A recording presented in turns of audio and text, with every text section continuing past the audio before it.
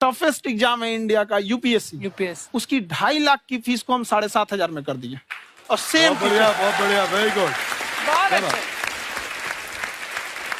और इंडिया के सबसे बेस्ट टीचर के साथ जो भी हैं वो अपने सब्जेक्ट में उससे बेस्ट इंडिया में कोई नहीं। और इतना के बावजूद ऐसे हम लोग को लगता होगा 7,500 बहुत कम है। एक लड़की ने कहा कि सर शाम वाले बैच को ना मॉर्निंग में कर दीजिए। हम कहे बाबू तो इतना सबके इंडिविजुअल से तो बैच ट्रांसफर नहीं, क्या प्रॉब्लम है? उसने कहा ना शाम में हमको दूसरे के यहाँ बर्तन मांजने जाना होता है। तो हम लोग को लगता है कि जितना ये तकलीफ इससे कई गुना ज्यादा है। और कई बार तो ऐसा लगता है कि वो भी ना ले। एक लड़का बेचारा नदी से बालू निकालता था और वो बालू को भरता था, फिर नाव बालू को किनारे लेके बेचती थी और वो बालू भरता था, उससे मेरी फीस ले आया। हमारा हाथ कांप गया, हम कैसे फीस ले लेंगे यहाँ पर। बहुत बढ़िया। उसी दिन हमने ये प्रण लिया था कि भारत का कोई भी बच्चा उसके सफलता में पैसा उसकी बाधा नहीं बनेगी, चाहे उसको जितना भी पढ़ना रहे यहाँ पर। क्या बात। और अर्चना जी, मैं इनके बारे में एक बात, खान सर आपके बारे में मैं एक बात कहना चाहता हूँ। इनका जो स्टार्टअप है ये बूटस्ट्रैप्ड है। अच्छा, मैं साधारण भाषा में बता देता हूँ, ये सेल्फ फंडेड है। इन्होंने अभी तक किसी और से पैसा नहीं लिया है। ये इन्वेस्टर के पैसे से नहीं, इन्होंने खुद इसको बिल्ड किया है। और बल्कि इतना स्ट्रॉन्ग स्टार्टअप है ये कि मैं कहूंगा कि अगर इन्वेस्टर्स को इन्वेस्ट करना हो तो मैं एंडोर्स करता हूँ ऐसे स्टार्टअप्स को। यही सब चीजों को देखते हुए कई लोगों ने धमकी भी दिया था वहां पर। अच्छा। और उसके बाद बम चला दिए और 7-8 बम चला दिए और कुछ ब्लास्ट हुआ। एक बेचारा नया लड़का आया था एडमिशन लेने के लिए, उसकी स्कूटी उड़ा दिया। वो आया था, कहा कि सर हम तो पढ़ने आए थे, हमारा स्कूटी उड़ गया। हमारी ऑफिस उड़ा दिए सब। एक तो पास में आके गिरा और नहीं फटा वो।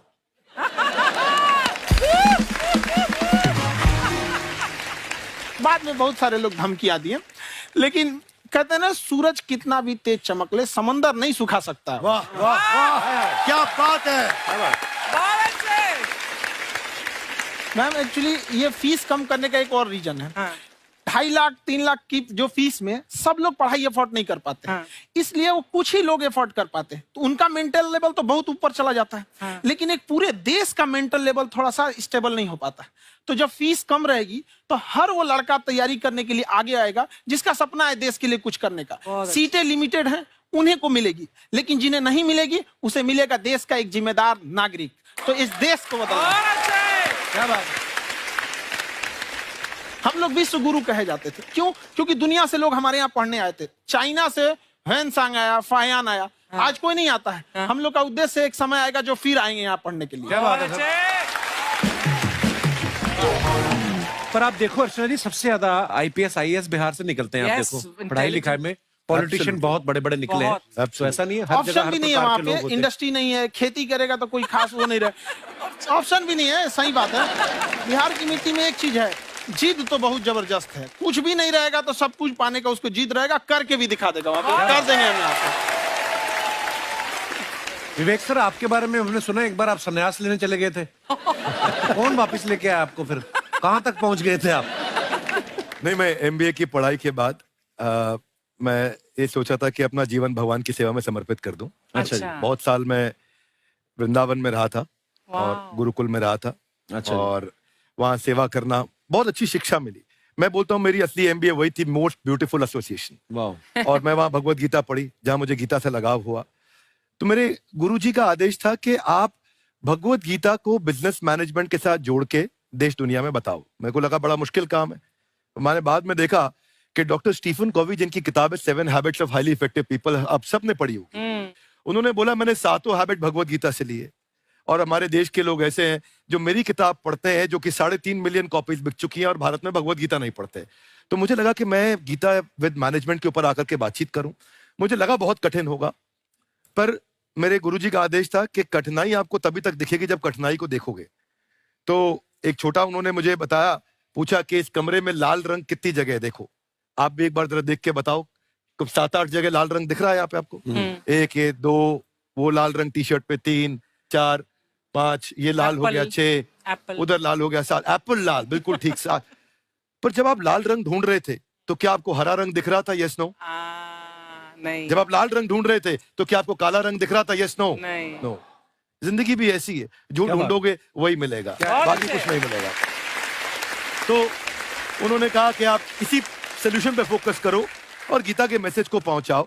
तो मैं बिजनेस मैनेजमेंट के प्रोग्राम्स कॉर्पोरेट्स में करने शुरू किए, क्योंकि गीता पहला मोटिवेशनल सेमिनार जो पृथ्वी के इतिहास में कपिल जी हुआ, वो कृष्ण ने दिया था। पहले मोटिवेशनल स्पीकर इस पृथ्वी के इतिहास के कृष्ण थे, जिन्होंने अर्जुन को रणभूमि में मोटिवेट किया था। बड़ी पेशेंस कृष्ण ने अपने लीडरशिप क्वालिटी से दिखाई, वो मुझसे मुझे बड़ा इंस्पायर किया, वो चर्चा ने इंस्पायर किया और डिस्कशन ने इंस्पायर किया। तो उस डिस्कशन को मैं आज भी लेके चलता हूं अपने साथ। कहां सर, हमने सुना है आप 5 स्टार में रुके थे कल और नीचे जाके वड़ा पाव खाने गए आप रेहड़ी पे। एक्चुअली क्या है ना कि वहां जो चीजें सीखने को मिलती है ना, खाली पेट और खाली जेब इंसान को जो सिखाते हैं वो किसी यूनिवर्सिटी कॉलेज में नहीं सिखाया जाता। और गरीबी बड़ा बेशरम चीज होती है। तो कहते हैं कि मौत भी तू जल्दी आया कर गरीब के घर में, कफन का पैसा भी खर्च होता है दवाइयां खरीदते खरीदते। हाय हाय हाय, क्या बात है। और खान सर की खासियत ये है कि जिसको तो पढ़ना है, जिसको एजुकेशन चाहिए, वो तो इनका वीडियो देखते हैं। लेकिन वैसे भी कई लोग, जैसे अर्चना जी बात करी थी, कहती मैंने जब देखना शुरू किया तो मैंने बैक टू बैक इतने सारे वीडियोस देखे, क्योंकि आपका जो तरीका जो बोलने में, एक तो इनकी जो टोन है पढ़ाने में, और साथ साथ में जो ह्यूमर आता रहता है, तो उसकी वजह से और भी इंटरेस्टिंग हो जाते हैं आपके वीडियो। शुरुआत में हम लोग जब स्टूडेंट लाइफ में थे, या हम कई स्टूडेंट को भी देखते हैं, वो बेचारे जब थक जाते हैं तो आपका शो देखने लगते हैं। तो शुरू में हमको लगता था जब कि अरे यार हमारे पढ़ाई उसके लिए है, लेकिन पढ़ाई में थक जाता है, शो देख के नहीं थक जाता। हाँ। तो हमने सोचा दोनों को मिक्स कर देते हैं। तो हमने उसको, और आज आपको पता नहीं हमने भी यही किया है। मिक्स करने। हमारे एजुकेशन सिस्टम में 2 कमी है। हाँ। एक एजुकेशन की, दूसरा सिस्टम की। आप पटना से है ना? हाँ। हमें भी पटना पसंद है। हाँ। बस कोई पटाने वाला चाहिए। नहीं, मजाक नहीं कर रहे हैं। आपका जो चैनल है, हम दिन में 10 बार आपके चैनल को सब्सक्राइब करते हैं। अरे हाँ, और बेल आइकन तो हम इतना जोर से दबाते हैं कि बाकी यूट्यूब वाले बाहर निकल के देखते हैं कि ये कौन है जिसने इनका चैनल इतना जोर से दबा दिया बेल आइकन। बुढ़िया, तो शर्म नहीं आती? आते ही फ्लर्ट शुरू कर दिया ना तूने। तो जाते हुए करते हैं क्या? विवेक जी नमस्ते। आपसे काम था छोटा सा, कर देंगे आप? ये क्यों करेंगे? नहीं, गुरुजी हमेशा अपने वीडियो में कहते हैं कि विवेक से काम लो, विवेक से काम लो। विवेक मतलब दिमाग से काम लो आप। हाँ, तो विवेक जी अपने दिमाग से ही काम लेंगे। बहुत दिमाग है उनके पास। ये देखिए, जो आदमी, आपको मैं बताइए, जो आदमी बिना फिल्म किए कपिल शर्मा शो में आ गया, कितना दिमाग होगा उसके पास। लेकिन एक बात है जिसकी वजह से हम आप तीनों से नाराज हैं। क्यों? क्या बात? हर चीज में मोटिवेट मोटिवेट मोटिवेट क्या होता है? सच कह रहा है, जब भी ये शब्द सुनते हैं हमें लगता है कोई हमें चिढ़ा रहा है। बदल दीजिए ना, खाली मोटिवेट बोलना ही क्यों जरूरी है? कुछ और कीजिए। रोटी वेट, छोटी वेट, पतली वेट, कुछ भी बोलिए, मोटिवेट हटाइए। तो गुड़िया, तू भी एक्सरसाइज किया कर ना, देख डॉक्टर साहब ने कितना वजन कम किया है, तू भी कर ले। ठीक है, फिर मोटिवेट से ही चला लेंगे। लेकिन मोटिवेशन कोई बुरा बात नहीं है। हमारे दादाजी भी वैसे बहुत मोटिवेट करते थे। हाँ, एक बार तो तालाब में डूब रहे थे हमारे दादाजी। हाँ। हमारे पास रस्सी भी था, ट्यूब भी था, फिर भी हम अपने दादाजी को बचा नहीं पाए। क्यों? क्योंकि हमने उनकी ओर तिनका फेंका ना, वही कहते थे डूबते को तिनका का सहारा काफी। नहीं लगा सहारा, दादाजी बुड़बुड़ बुड़बुड़ बुड़बुड़। गुड़िया, तू क्या करने आई इधर? अरे हाँ, हम क्या करने आए हैं, एक पूछना था सर, खान सर। ये जो हमारा एक चाचा का लड़का है, उसको क्या है, थोड़ा पढ़ाई में प्रॉब्लम हो रहा है। तो 12वीं का पढ़ाई आप उसको अच्छी तरह करवा के 12वीं पास करवा देंगे आप? करवा देंगे, वेरी गुड, बात कर लेते हैं। हाँ, राम सरोवर, देखो हमारा बात हो गया है। ये 10वीं जो तुमसे नहीं दिया जा रहा है वो नहीं देना है।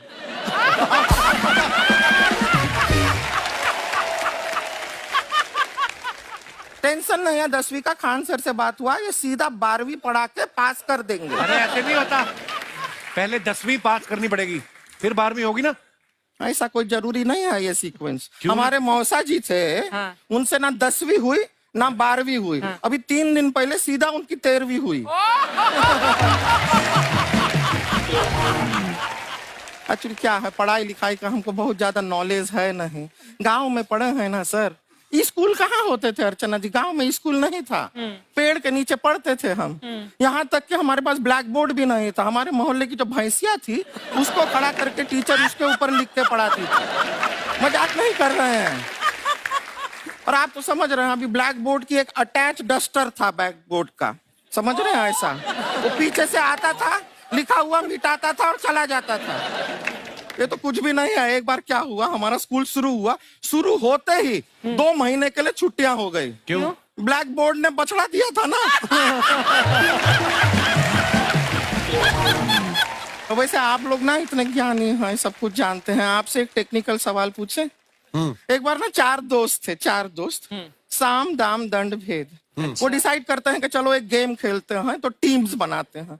तो साम दाम ने एक टीम बनाया। इस पे भेद को बहुत गुस्सा आया, पता है क्यों? क्यों? क्योंकि भेद को दंड मिलाना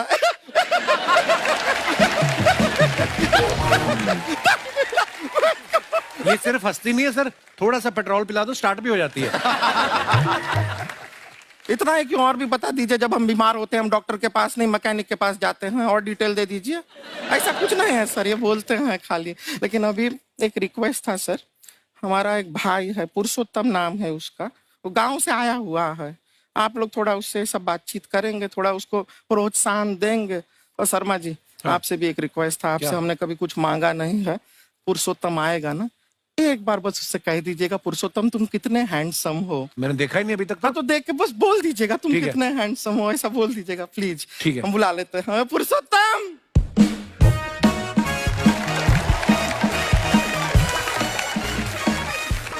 ये पुरुषोत्तम है। वाह, तेरा भाई बड़ा हैंडसम है। है तो हमारे खानदान में सब हैंडसम है, ज्यादा चापलूसी करने का जरूरत नहीं है। देखा हमारा यहाँ पे कितना चलता है। एक नंबर दीदी, एक नंबर। सब लोग हैं, नमस्ते कर दो। ये बड़ा अच्छा लड़का है, गांव में ना भैंस चराता है, इसको थोड़ा मोटिवेट कीजिए ना।